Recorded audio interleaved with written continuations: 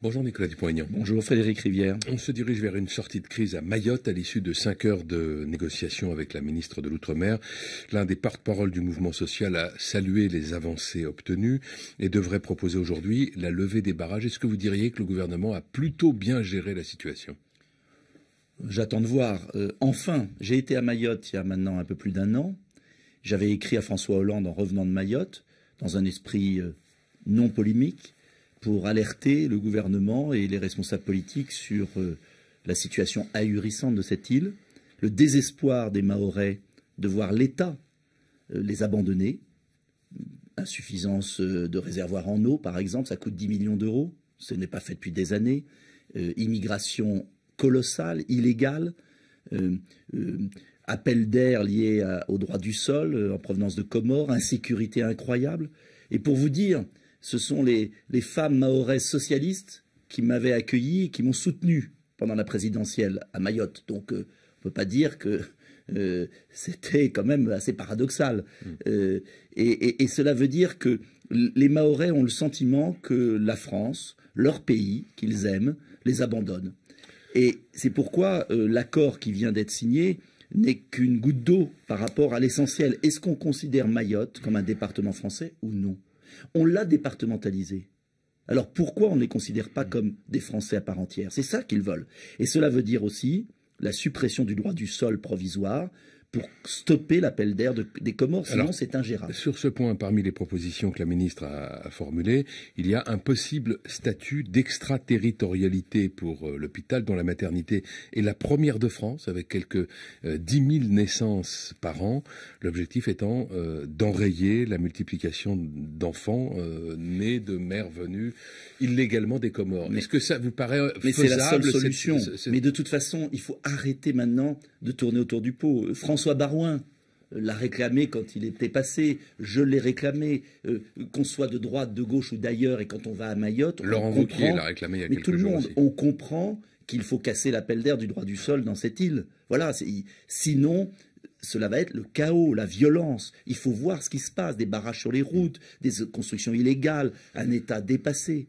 Et c'est presque une sorte de mépris paternaliste et xénophobe de la part des autorités que de laisser cette île à l'abandon parce que ce sont des Mahorais. Ils sont français, c'est un département français. Alors on va au bout ou pas? La ministre des Transports va présenter ce matin au Conseil des ministres la loi d'habilitation qui permettra au gouvernement de passer par des ordonnances pour réformer le secteur ferroviaire. Les grandes lignes du projet sont connues. Transcription dans la loi française des textes européens qui prévoient l'ouverture à la concurrence, transformation de la SNCF en société nationale à capitaux publics et suppression du statut de cheminot qui est un sujet emblématique. Pour vous, sur ce point-là, le statut de cheminot, il doit être maintenu pour tout le monde, puisqu'il s'agirait de le supprimer pour les nouvelles recrues. C'est un faux problème. En vérité, ce que je n'aime pas dans cette affaire, c'est que le gouvernement se sert du statut du cheminot pour faire des cheminots les boucs émissaires et pour avoir l'air de réformer. En vérité, le statut du cheminot correspond à des contraintes. Alors on peut le supprimer, mais qu'est-ce qui se passera? Il faudra augmenter les salaires puisque la SNCF n'arrive même pas à recruter avec ce statut. Donc, il y a une volonté malsaine, j'allais dire médiocre, du gouvernement de désigner une catégorie sociale comme bouc émissaire, sachant que l'opinion a des idées reçues sur le statut du cheminot, et ainsi d'apparaître comme réformateur. Ce qui est dramatique dans cette réforme, c'est pas ça. Ce qui est dramatique dans cette réforme, c'est l'ouverture à la concurrence des lignes. Il faut bien comprendre que l'ouverture à la concurrence des lignes va faire en sorte que les lignes les plus rentables, Paris-Lyon par exemple en TGV, va être écumée par des entreprises étrangères ou françaises, privées, que les bénéfices qui vont être prélevés sur ces lignes eh bien, ne seront plus redistribués aux petites lignes. C'est ça.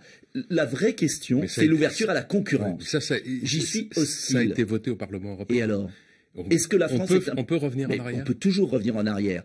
On a vu les dégâts de l'ouverture à la concurrence en matière de voies ferrées. Ça coûte plus cher. Allez voir le billet de train en Angleterre. Le prix est considérable. Alors, il faut dire la vérité aux Français. Le gouvernement prépare une augmentation majeure des tarifs et la suppression des lignes d'aménagement du territoire. C'est ça la vraie question. Et on dissimule cette ouverture à la concurrence qui sera néfaste pour un monopole comme la SNCF. On dissimule cela derrière une attaque symbolique contre des cheminots. Qu'il y ait des efforts de productivité à faire à la SNCF, on est d'accord. Mais on ne les fera pas comme cela. Et moi, je préfère un monopole qui fonctionne, où les bénéfices des lignes rentables permettent de financer l'aménagement du territoire. C'est un autre modèle que je propose. Et j'aimerais que dans ce débat, on arrête cette espèce de bouc émissaire facile. Il y a un autre projet d'ouverture à la concurrence, là aussi d'ailleurs exigé par Bruxelles, qui provoque de vives réactions. Il s'agit des barrages hydrauliques. Environ 400 salariés de concessions hydrauliques ont manifesté hier devant le Parlement européen pour demander le blocage de ce projet. Ça, c'est un sujet qui vous paraît particulièrement préoccupant. Oui, parce que je milite depuis des années contre ce hold-up. Parce qu'il faut savoir de quoi on parle. Il y a eu des barrages qui ont été créés, construits à la fin de la guerre par la France. Barrages hydrauliques. C'est une énergie renouvelable. C'est une énergie quasi gratuite aujourd'hui. Les barrages sont amortis. Et l'Union européenne veut obliger la France à privatiser ses concessions, c'est-à-dire à vendre du bien public construit par l'épargne des Français, par l'effort des Français, pour qu'il y ait des rentes de situation monopolistiques à des entreprises privées. C'est un scandale des autoroutes, puissance 15. Et je défends, là, les salariés d'EDF, parce que c'est absurde.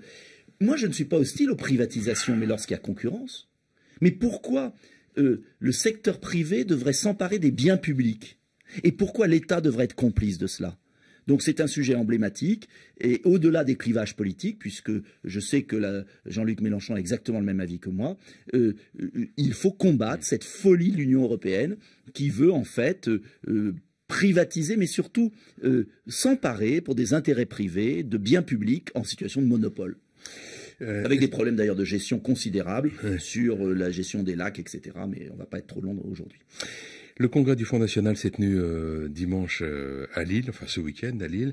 Est-ce que vous diriez que ce congrès ouvre de nouveaux horizons à la famille des antimondialistes, des souverainistes? Franchement, je n'en sais rien. J'ai regardé ça avec intérêt, bien sûr. Moi, ma position, vous la connaissez. Je suis convaincu que face à la recomposition de Macron, face à l'unité qu'a réussi à opérer Jean-Luc Mélenchon, le comportement chez les patriotes et les républicains, pour prendre ce grand expression, est suicidaire. Monsieur Wauquiez parle plus dur que Madame Le Pen, mais veut pas lui parler en tête-à-tête. Monsieur Philippot a quitté Madame Le Pen. Madame Le Pen repart sur un congrès. Moi, je préconise une grande coalition sur un programme sérieux et je demande à chacun de faire un pas vers l'autre. Vaste ambition. Mais, alors, est-ce que le congrès va changer quelque chose? Ben, on verra. Je n'en sais rien aujourd'hui. C'est pas un changement de mots. Remplacer front par rassemblement qui changera tout s'il n'y a pas un véritable effort de s'ouvrir, de comprendre la société d'aujourd'hui et de faire un pas vers les autres. Si cette coalition voyait le jour, très vite se poserait la question de qui la représente et qui l'incarne. Vous le savez, les égos sont très forts en politique. C'est pourquoi elle a du mal à naître. Et justement, je veux prendre le problème dans l'autre sens. Moi, je parle du projet. Je dis que si on n'est pas capable face à Macron, à cette loi de l'argent, à cette Europe totalitaire, de bâtir un projet alternatif, eh bien on regardera passer le combat Macron-Mélenchon pour le plus grand malheur du pays. Et je veux bâtir une coalition, j'allais dire intelligente, où les gens s'effacent, les partis, les boutiques s'effacent pour accoucher d'un projet. Merci Nicolas Dupont-Aignan, bonne journée.